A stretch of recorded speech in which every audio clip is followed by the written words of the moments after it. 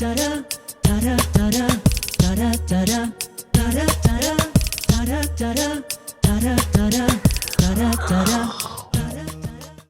alaikum and welcome to Behind the Blind. This is Nadir. This is Yadira. And that's Yadira. And we are back. Yeah. Even though you heard the last episode, we didn't really go anywhere.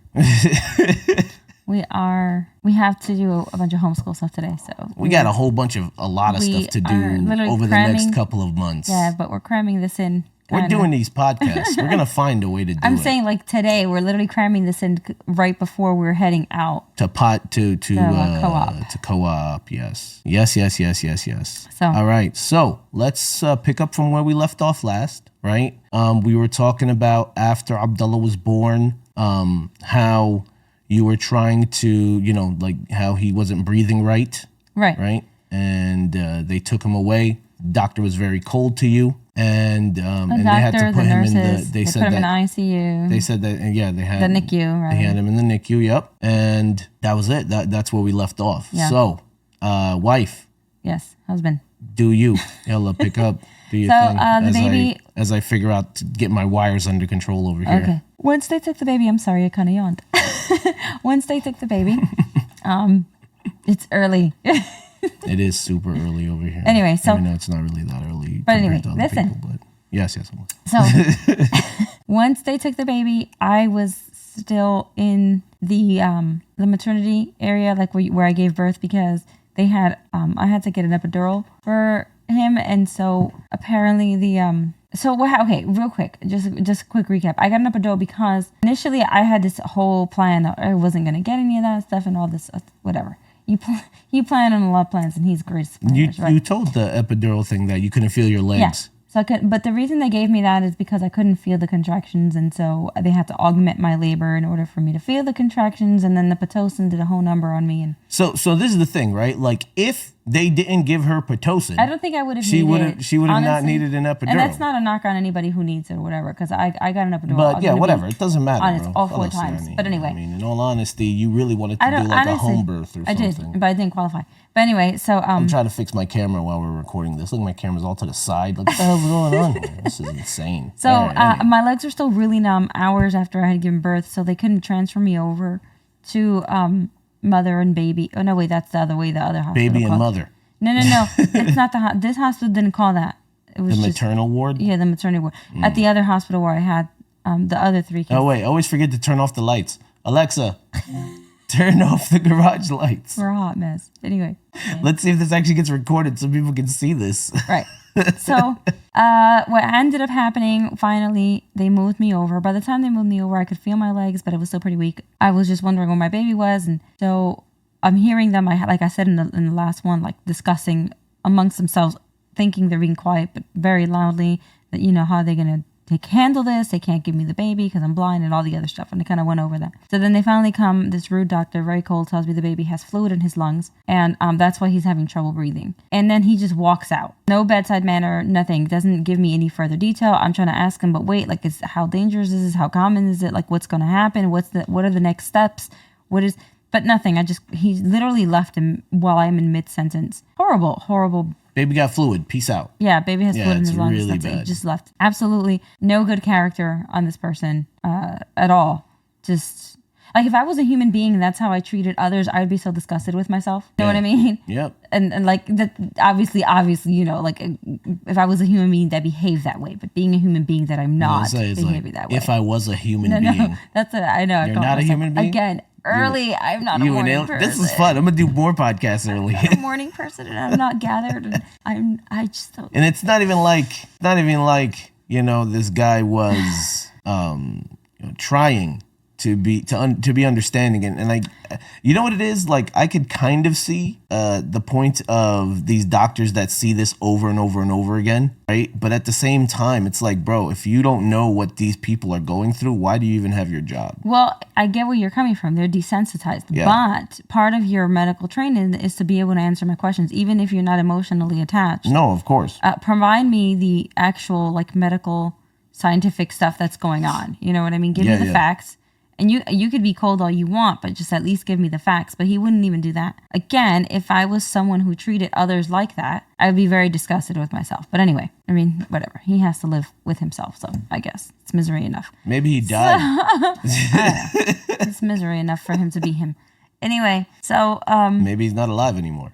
Whatever. So this awful doctor, he leaves, and then it's literally just hours are going by, and no one's giving me any word on what's going on with the baby at all. I'm barely getting attended. Like it's every time my husband would go to the nurse's station to ask, he was dismissed or ignored, or like it was bad. Eventually, after hours of dealing with that, I think a lot of it's a blur.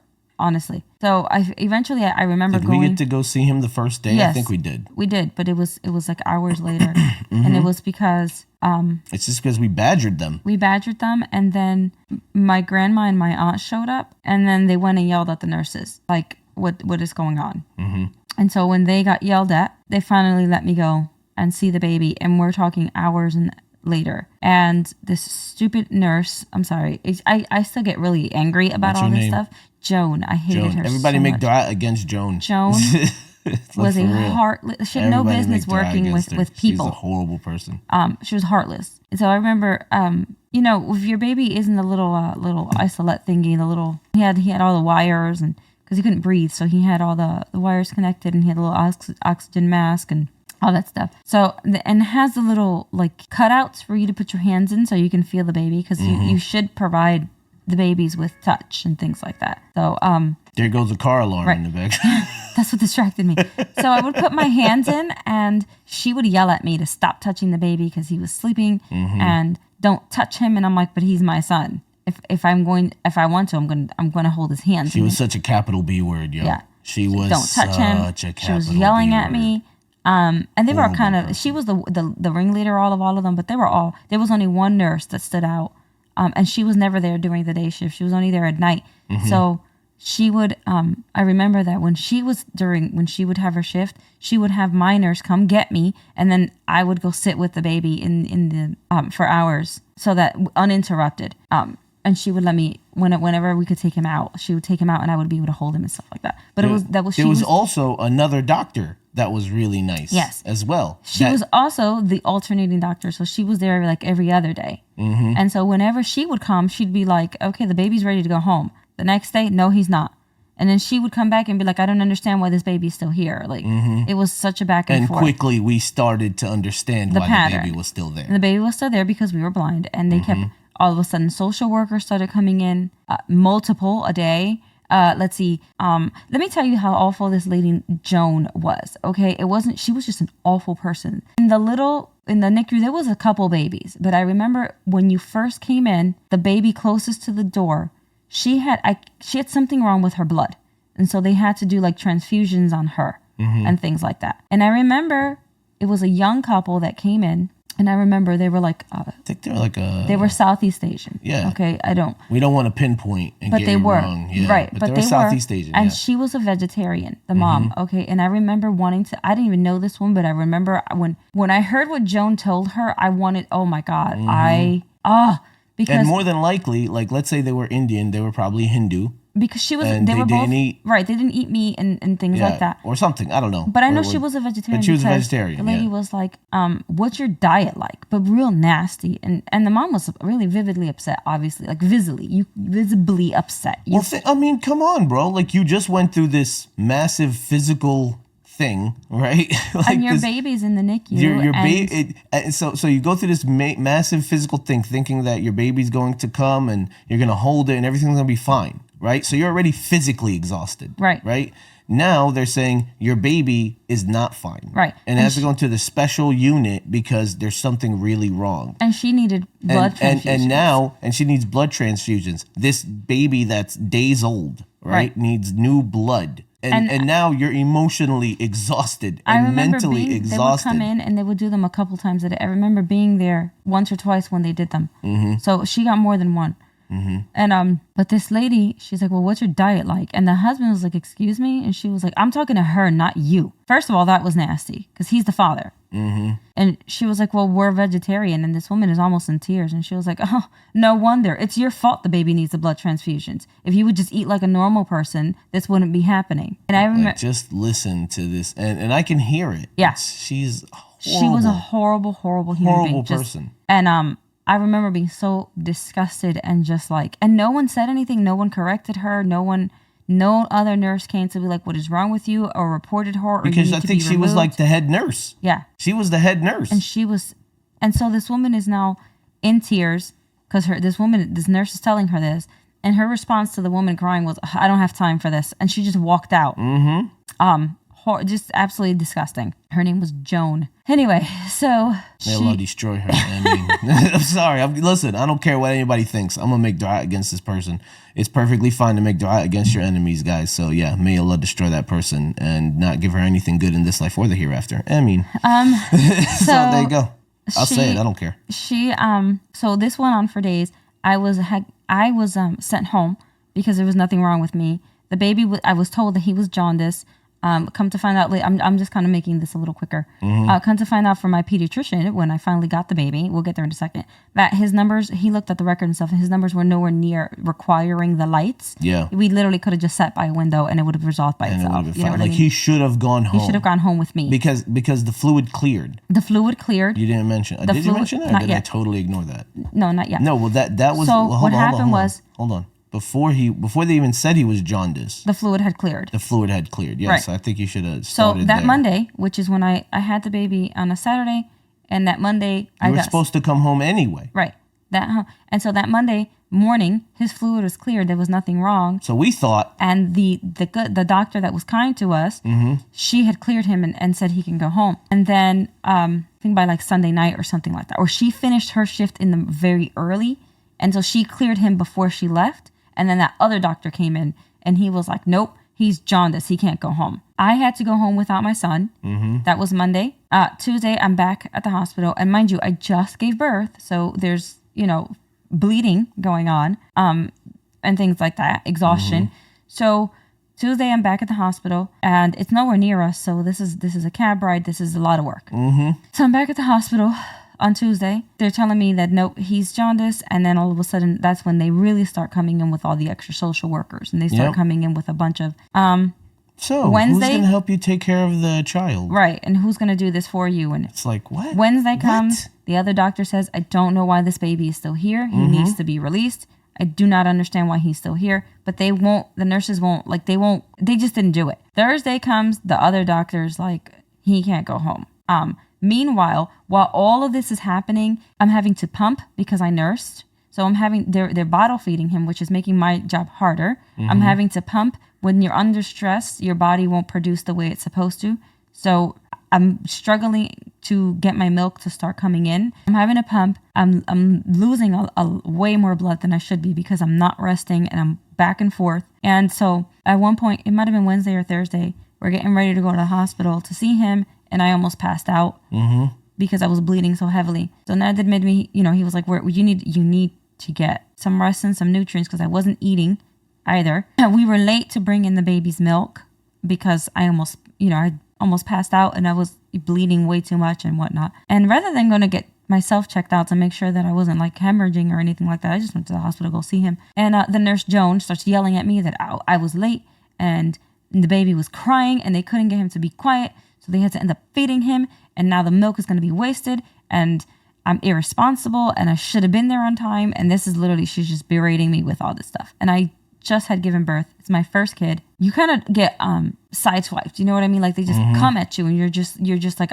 it's overwhelming. And the thing is, we're already disadvantaged. We're already at we're not in the position of power. No, right? Because we're blind. So any misstep, like I can't be like, B, what the F is your problem? That's it.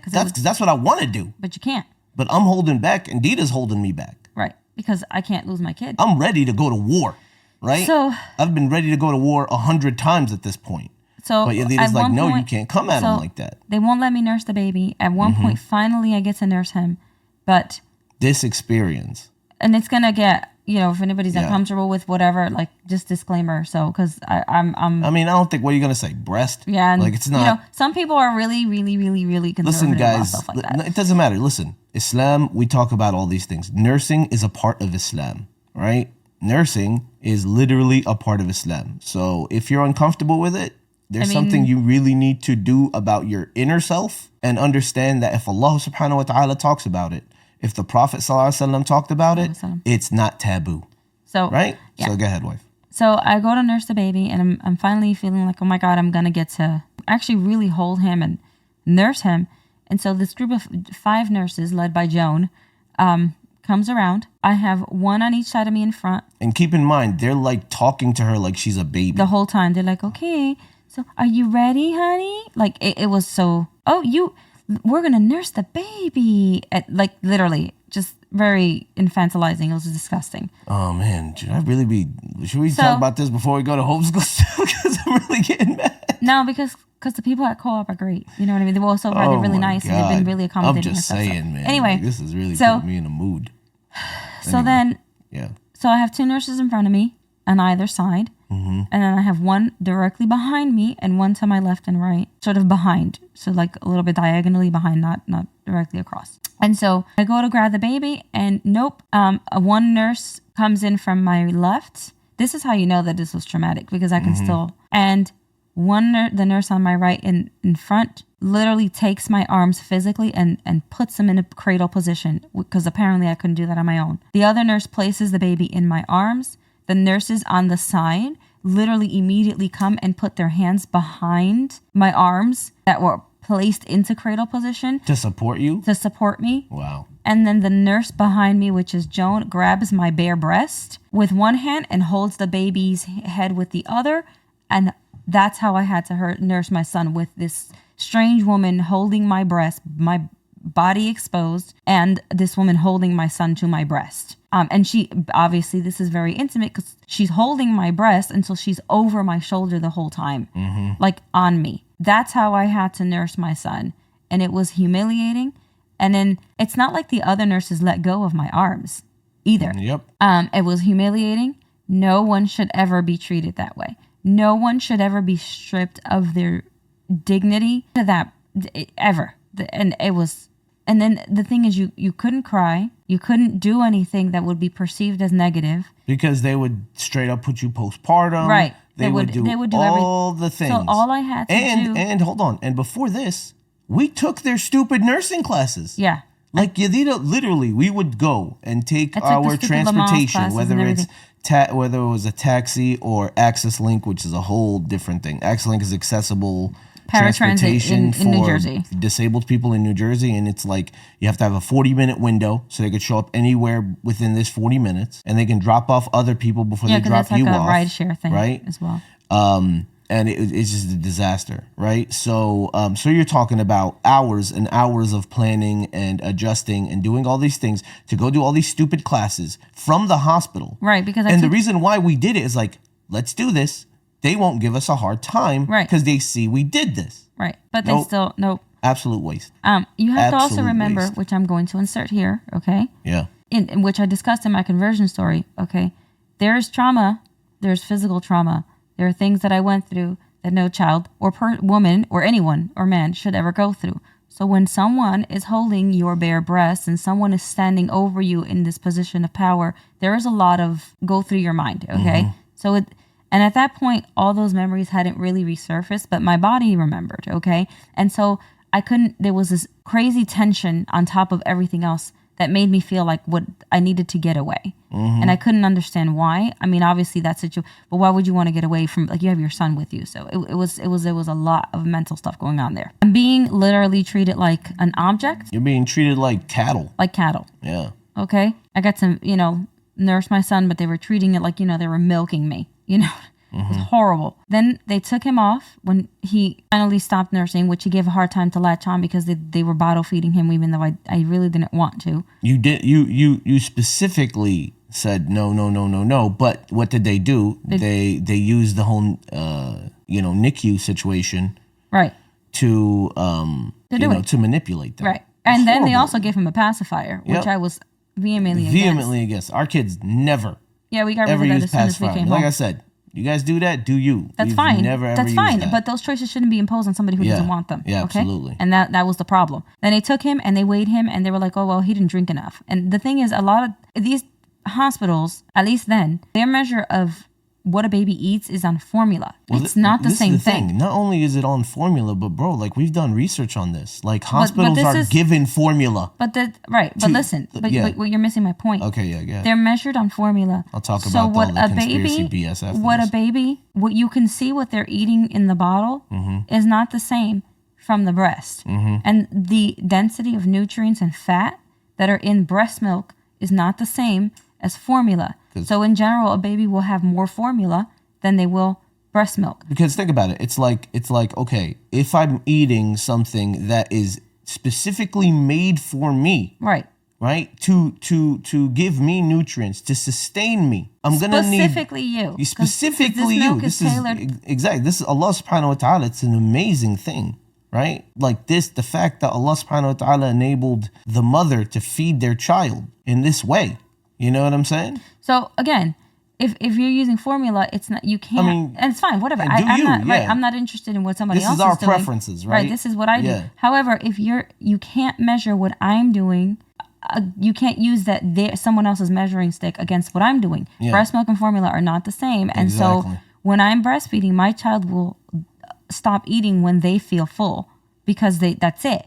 Formula usually... There's a lot of filler. And then babies sometimes they get overfed and there's a whole bunch of other things, whatever. And then, like I said, not to mention the fact that they have this mandate to push this formula. Furthermore, a baby's tummy is so tiny. How much do you want this baby to drink? Like it's so ridiculous. I mean, that is true, right? They do have that mandate to sell that formula. They get incentives and things like that. Yeah, the formula companies. That's why the hospitals always have samples. Yeah. Always. Not so much anymore. I don't know how it is now, but we haven't had a kid in 5 years. But I can tell you that at where I had the other 3 kids, that wasn't a thing because they were like. Well, that's a whole nother discussion, right? But let's go back to this. This was literally 13 years ago. Yeah. So that at that happened. Point, they were really pushing the formula. That was really disgusting, and that happened, and they kept weighing the baby, and he was gaining. He was gaining weight, and he was doing great to the point to where it's our doctor, because we had did we have Dr. Davis at that point? No, we didn't have Dr. Davis. So anyway, let me continue because I think I don't know how much time we have left. We're good. So what happened was he was gaining weight appropriately. I'm gonna be super unprofessional and check my watch. He was gaining weight appropriately.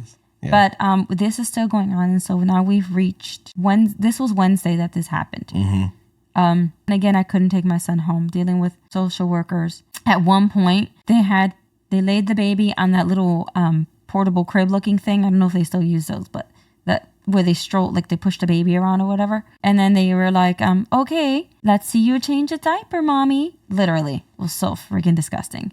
So I had several nurses watch me change a baby's diaper. And just, baby praise. Right. I don't think I was there for that. Maybe I was. One tapped me on the shoulder and like 2 of them clapped for me. It was so disgusting because I changed the diaper. It was, oh my God, I have nothing good to say. And the thing is, you guys may not understand this point of view, but alhamdulillah, just say alhamdulillah, you've never been so dehumanized. Right. Here's the thing, right? You could ask, have you ever changed a baby's diaper?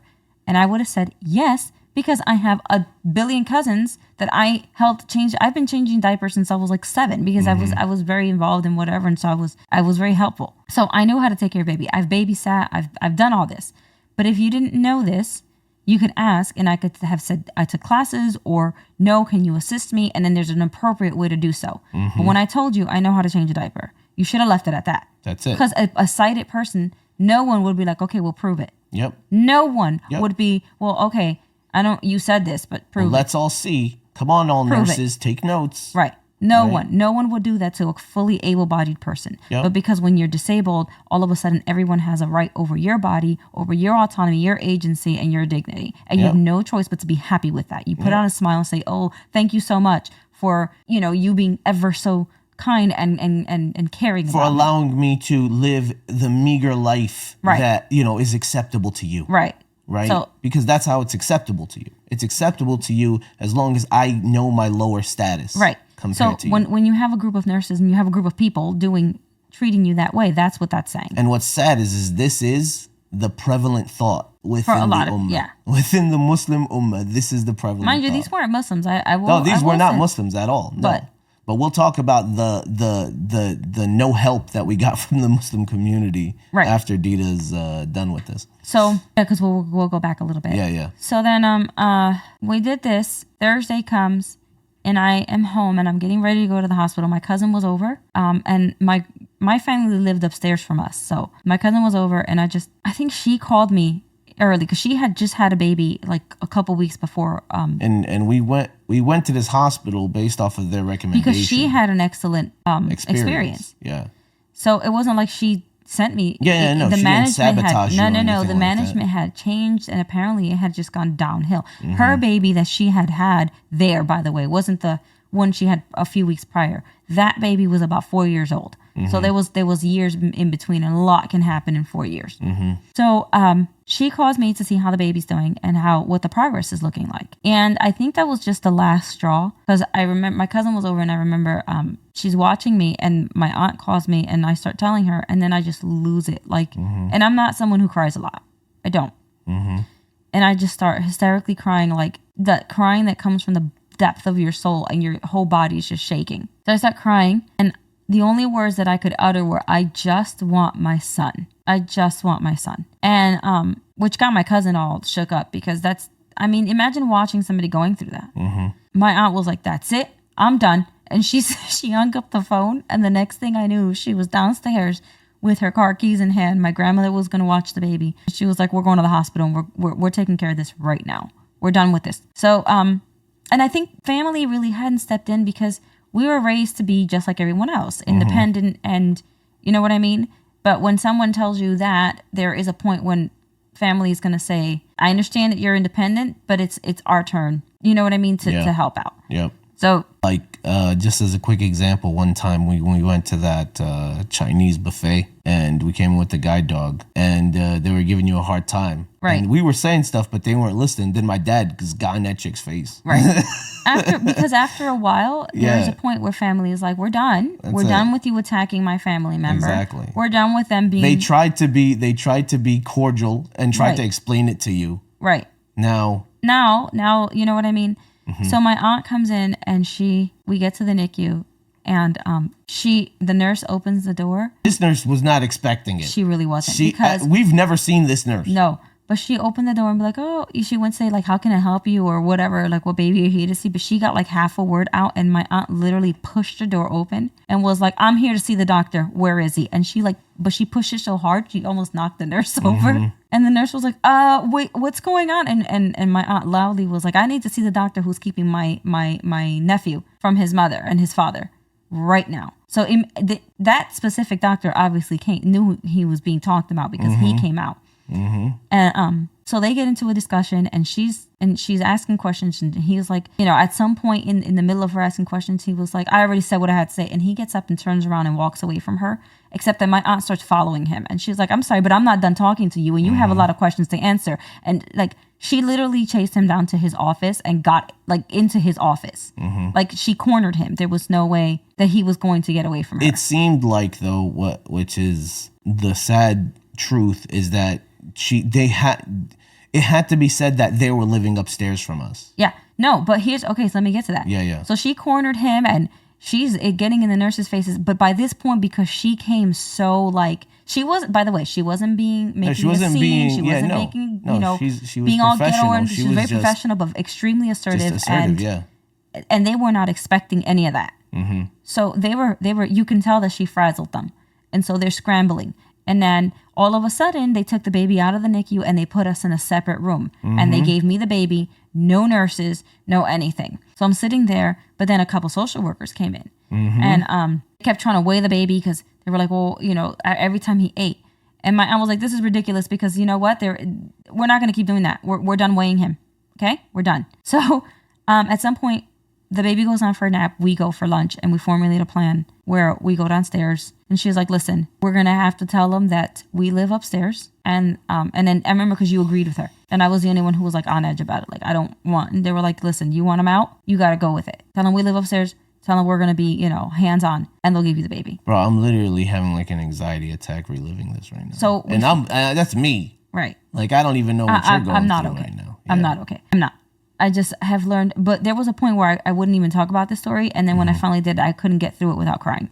I've gotten to a point where I can discuss it, but I'm not okay. I'm angry, and I'm not okay. We ended up coming up with this plan. We go upstairs, and of course, there's another social worker. Yeah, I swear, I think we saw no less than between 6 to 8 social workers in the span of a week. In the hospital, yeah. With altogether, maybe 15. Yeah. Between, like, from whenever it first started coming when out. I was pregnant. Yeah. From back before when I was altogether, pregnant. maybe yeah. 15 different social workers. Yeah. Because everyone has a different approach. Yep. And they all try to sell you on the idea that this is perfectly fine. Yeah. No. So, nah, bro. we get upstairs again. Then they're trying to make me feed the baby. And they were like, well, try feeding him the rest of the, because he nursed and he didn't want to nurse anymore. And they were like, try feeding the rest of the breast milk from the bottle. And poor baby was like gagging and stuff. And my aunt was like, we're done. So she takes it and she spills it down the sink. And they come back and the nurse was like, oh, he finished. And my aunt was like, he sure did. He finished it. It was ridiculous. The baby didn't want anymore. Like, you were going to make him throw up. He was full. I don't know. Hours pass. Social workers come. And then a nurse comes in and she starts saying all these things about whatever. And then we were like, we don't understand why the baby's still here. He's been clear. He doesn't have jaundice. He doesn't have fluid. Like, there's no reason. And then then at one point she's like, well, you see, the thing is we need him to get back to his birth weight. Because when babies are born, they have a weight, and then they have got inflammation and water retention and stuff, and they lose a couple of ounces here and there. Not a lot, but a tiny bit. Within the next few days, they gain it back because they're eating and things like that. My son had not. Oh, she's like, we need to get him back to his birth weight. The thing is that he had gained weight more than when he was born. He was higher than his birth weight. She was like, so we need to get him back to his birth weight. I was like, so you want the baby to lose weight?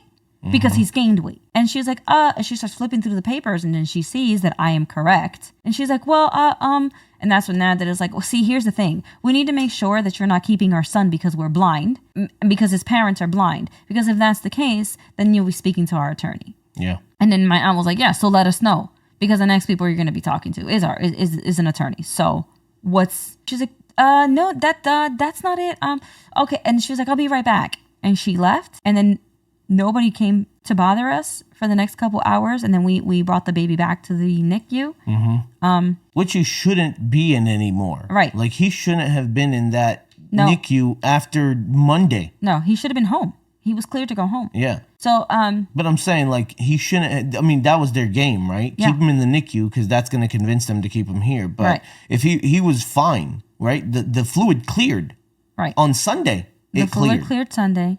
And jaundice didn't need the light. Yeah, and it's like if anything, he should have been in the normal nursery, but they had to figure out a way, right, to show that he has to be here, right, and that's how they did it. Friday morning, early in the morning, I get a call, and they're like, which is the what, neonatal intensive care unit? Yeah, okay. They were like, Friday, very early in the morning, I get a phone call. And they're like, you can come pick up the baby.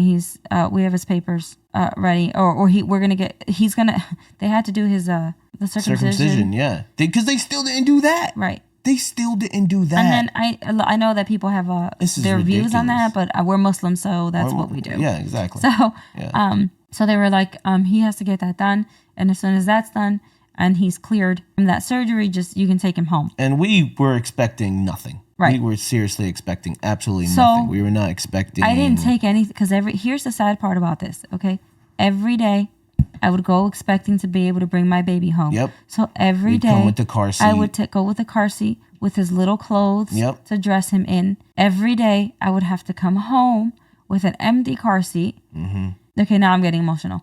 And his little pajamas that I had, and they had little sheep on them. Sheep. And they were like a Carter's brand, and they were fleece because he was a winter baby. And they had little ears on the feet. I remember all of that. Yeah. And the little white onesie that was supposed to go underneath it. So every day I would have all this packed, and every day I would have to bring it back home. Every day. We go to bring the baby. My cousin offers, she's like, I'll take you guys. And so we end up going. He ends up getting his surgery done, and they I finally and at that point when we show up on Friday, I kid you not, they barely they were avoiding us. Yep. No one would talk to us. Yep. They wheeled in the baby and left. They gave me instructions for the circumcisional, like how to take care of it, only because my husband was like, I'm sorry, what is this is our first kid, so what's the procedure? Yeah. They barely spoke to us. Mm-hmm. No Joan. No Joan. Joan Anywhere. was, and not no anywhere to be jerk seen. doctor. Yeah, nowhere to be seen. Nothing. Nowhere. Jahannam warahim. I mean, So I hate these stupid people. So God, I hate these people. So no one's there. I get the baby dressed. A nurse literally comes in and throws the papers, the discharge papers, literally just kind of throws them towards me and walks out. Like, they are so mad. Yeah. That blind people are taking, this is the thing, right? This is the thing. How many times have we heard of horrible stories of parents that have neglected their kids, right, and have done horrible things to their kids? And guess what? They went home, nobody batted an eye. Nope. Right?